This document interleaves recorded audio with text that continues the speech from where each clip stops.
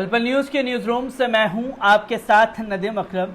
तुर्की के राष्ट्रपति Recep Tayyab Erdogan जो आग फैली हुई है तुर्की के जंगलों में, उसे पर पाने के लिए तमाम बड़े कदम उठाते हुए दिखाई दिए ताकि और ज्यादा नुकसान ना हो सके पर्यावरण को और लोगों को भी नुकसान ना हो। इसका तमाम कदम उठाए गए, पर तुर्की जो है खासतौर पर चर्चा में बना हुआ है तो तालिबान को लेकर अपने रुख, जहां तमाम सोशल एक्टिविस्ट, तमाम सोशल मीडिया कर्मियों का ये साफ तौर पर कहना है कि जो एर्दोगन गाजी बनने का सपना देख रहे थे वो कुर्दुगुल बनने का काम कर रहे हैं, क्योंकि तालिबान के मसले पर जिस तरीके से तुर्की के राष्ट्रपति रेसेप तैयब एर्दोगन का दोहरा रवैया सामने आया है, इस पर सवाल खड़े हो गए। जब तक राष्ट्रपति जो बाइडेन से मुलाकात नहीं हुई थी तब तक तुर्की के राष्ट्रपति रेसेप तैयब एर्दोगन खुल करके तालिबान का समर्थन कर रहे थे, और जैसे ही अमेरिका के राष्ट्रपति जो बाइडेन से मुलाकात हुई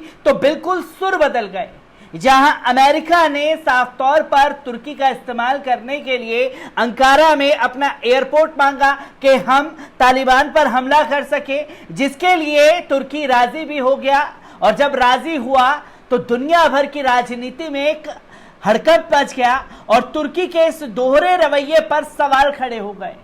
और अब सबसे बड़ा सवाल जो है तुर्की के लिए अहम बना हुआ है काबुल एयरपोर्ट, और तालिबान से क्यों नाराज चल रहे हैं और तालिबान की क्या क्या प्रतिक्रिया खासतौर पर राष्ट्रपति रेसेप तैयब एर्दोगन के लिए आ रही है, एक बार इस पर नजर डालते हैं।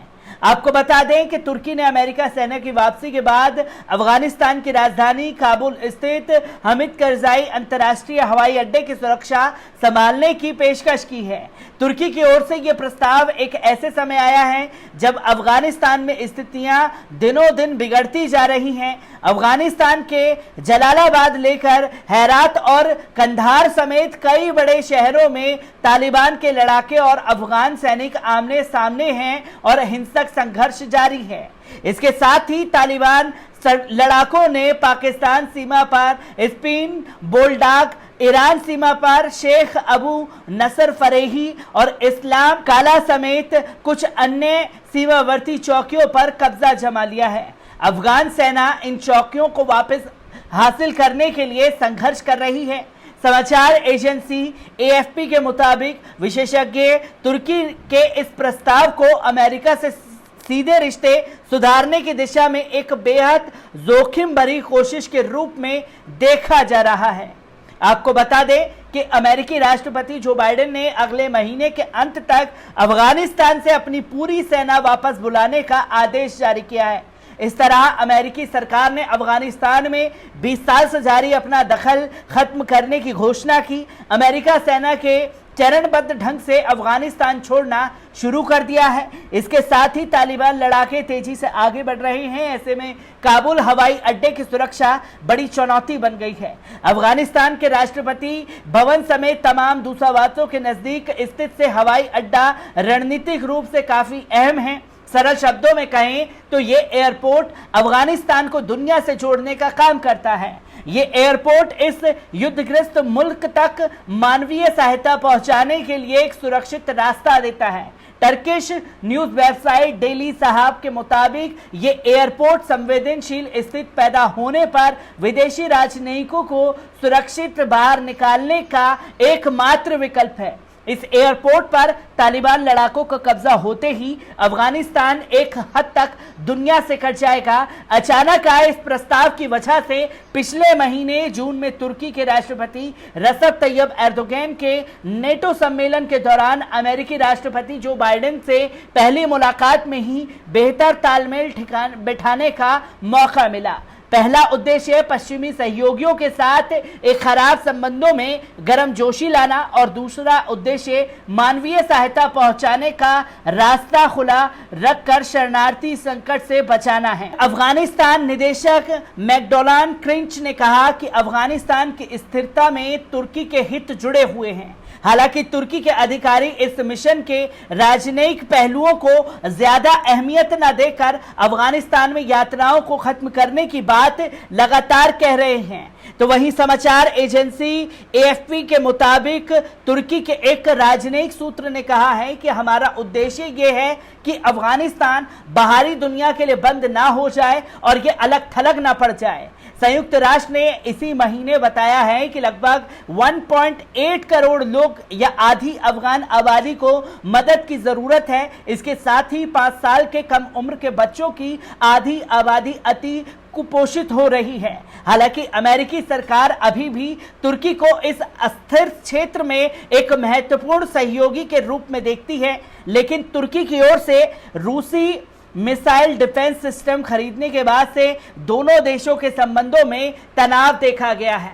तो तुर्की के राष्ट्रपति रसप तैयब एर्दोगन जहां बाइडेन से मुलाकात के पहले से तालिबान का समर्थन कर रहे थे और अचानक बाइडेन से हुई मुलाकात के बाद अफगान सेना का समर्थन करने लगे और तमाम तरीके के बयान दिए गए, जिस पर तालिबान भी एर्दोगन से नाराज चल रहा है और साफ तौर में कड़े शब्दों में चेतावनी देते हुए कह दिया है कि रसप तैयब एर्दोगन हमारे ब्रदरहुड जरूर है, हमारे ब्रदर भाई हैं, पर इसका मतलब ये नहीं कि जो भी अफगानिस्तान में हो रहा है उसके लिए हमें जिम्मेदार ठहरा करके हम ही को ऊपर तलवार लटकाई जाए। जो भी ये काम करेगा उसको कड़े तरीके से जवाब। इस ऐलान के बाद तालिबान के तुर्की के तेवर बदले हैं।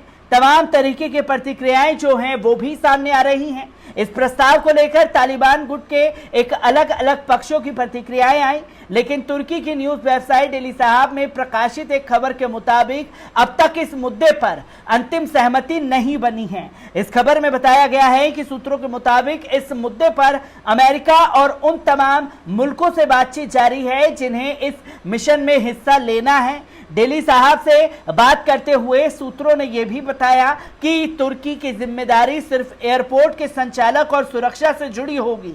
एयरपोर्ट के आसपास के क्षेत्र की सुरक्षा अफगान सुरक्षा कर्मियों के कंधों पर होगी।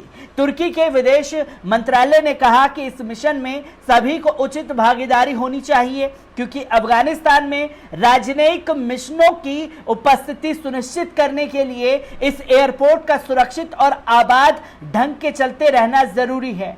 तुर्की के राष्ट्रपति रसप तैयब एर्दोगन ने नेटो की बैठक के दौरान कहा था कि इस मिशन में तुर्की, पाकिस्तान और हंगरी को भी शामिल करना चाहता है, पर जहां पाकिस्तान का नाम लेकर के ये बताने की कोशिश की गई कि वो साथ में लाना चाहता है, तो पाकिस्तान का रुख भी बिल्कुल साफ है कि वो इस जंग में तालिबान के साथ खड़ा हुआ है, क्योंकि तालिबान को जिस तरह से चीन का समर्थन मिला है उससे जो बाइडेन की नींदें उड़ी हुई हैं, और जो बाइडेन की जब नींदें उड़ी हुई हैं तो वो तमाम देशों को अपने साथ ले करके तालिबान पर नकेल कसने की तैयारी कर रहा है, जिसमें तुर्की भी उसका हिस्सा बन सकता है। तुर्की से आ रही हर एक अपडेट को मैं आपके साथ यूं ही साझा करता रहूंगा। दीजिए इजाजत, शुक्रिया।